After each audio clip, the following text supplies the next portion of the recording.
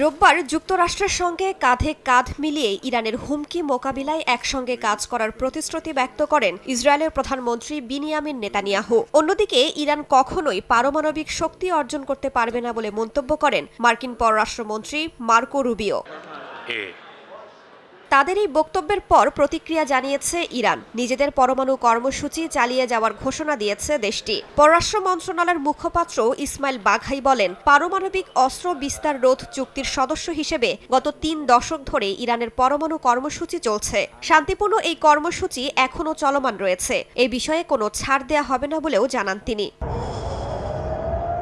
গাজা যুদ্ধের জেরে Iran Israel উত্তেজনা তুঙ্গে। গত বছর প্রথমবার দেশ দুটি একে অপরের ভূখণ্ড লক্ষ্য করে সরাসরি হামলা চালায়। গত সপ্তাহে ইসরায়েল চলতি বছরের মাঝামাঝি ইরানের পরমাণু কর্মসূচি ঘিরে হামলা চালাতে পারে বলে সতর্ক করেন মার্কিন গোয়েন্দারা। বিভিন্ন গোয়েন্দা রিপোর্টের উপর ভিত্তি করে এ তথ্য জানায় ওয়াশিংটন পোস্টও। এ ধরনের হামলা ইরানের পরমাণু কার্যক্রম পিছিয়ে দেবে, একই সঙ্গে মধ্যপ্রাচ্যে অস্থিরতা তৈরি করবে বলেও সতর্ক করা হয়। রাইসা জান্নাত, সময় সংবাদ।